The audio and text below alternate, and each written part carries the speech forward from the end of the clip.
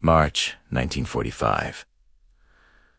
World War II is thundering towards its bloody climax. The Allied armies stand poised on the west bank of the Rhine River, the last great natural barrier protecting the heart of Germany. For months, Field Marshal Bernard Montgomery, the meticulous, cautious British commander, has been planning Operation Plunder, a colossal assault to cross the river. It's set to be a spectacle of overwhelming force, a textbook operation that will cement his legacy as the greatest British general of the war. But hundreds of miles to the south, another general, a man who despises textbooks, is about to throw a wrench into Monty's perfectly crafted plan. That man is George S. Patton. Patton, leading the American Third Army, sees an opportunity. He doesn't have the massive resources allocated to Montgomery, but he has speed, audacity, and a burning desire to beat his British rival to the punch. On the night of March 22nd, under the cover of darkness, and with startling swiftness,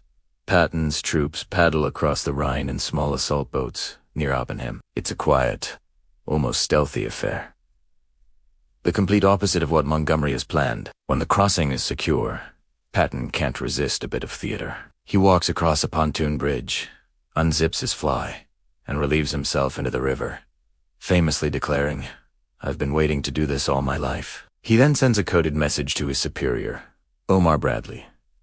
"I have peed in the Rhine." The message is quickly relayed all the way up to the Supreme Allied Commander, Dwight D. Eisenhower. The Americans have crossed the Rhine. When news reaches Montgomery, he is incandescent with rage.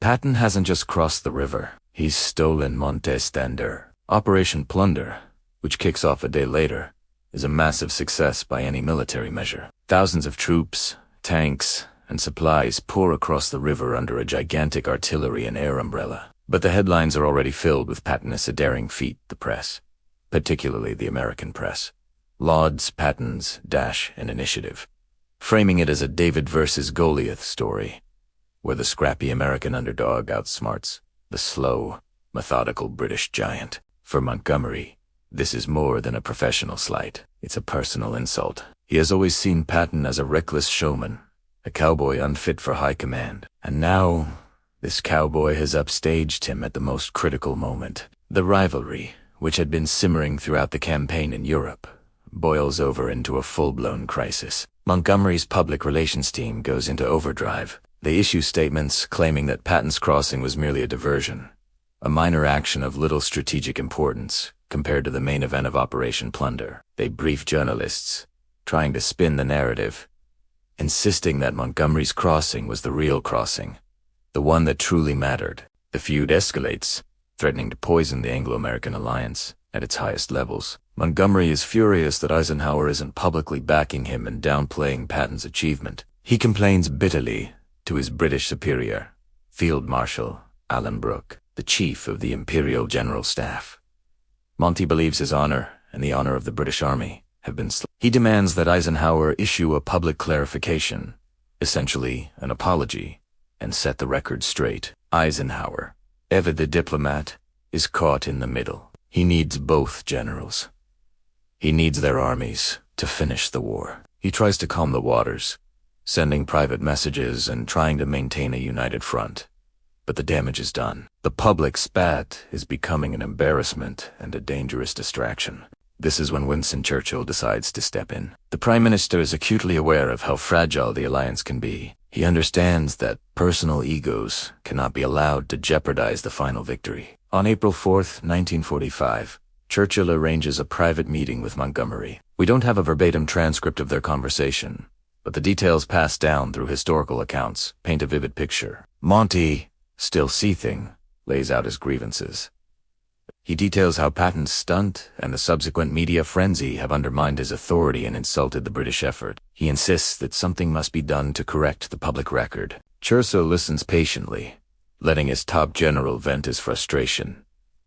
He understands Monty's pride, but he also understands the bigger picture. When Montgomery finally finishes, Churchill doesn't offer a lengthy lecture on coalition warfare or a gentle plea for unity. He deploys the one weapon he wields better than anyone: his devastating wit. He looks at Montgomery and, with a cool, cutting precision, delivers a single sentence that ends the argument for good. He says, The only people who seem unable to cross anything are your publicists trying to cross from envy to dignity. The line hits its mark like a perfectly aimed shell. It's brilliant, brutal, and undeniably true. In one stroke, Churchill reframes the entire issue.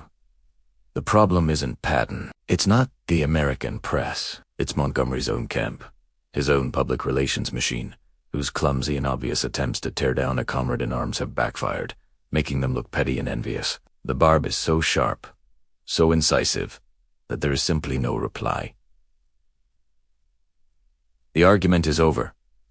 Montgomery is silenced. He drops the matter. What did the Germans think of all this? Captured German commanders later expressed their views. They respected the power and scale of Montgomery's Operation Plunder, acknowledging it as a decisive, overwhelming blow. However, many were more impressed by the sheer audacity and speed of Patton's crossing. To them, Patton's maneuver was a sign of the dynamic, unpredictable style of warfare they feared most from the Americans. It demonstrated a flexibility and a willingness to take risks that they found more strategically unnerving than Monty's deliberate, telegraphed punch. This bitter rivalry over the Rhine had a lasting impact. For Patton, it cemented his legend as America's maverick warrior, the general who got things done. For Montgomery, it reinforced his reputation, fair or not, as being overly cautious and obsessed with his own image. The incident exposed the deep-seated tensions within the Allied command, a clash of personalities and national pride that constantly threatened to derail the war effort.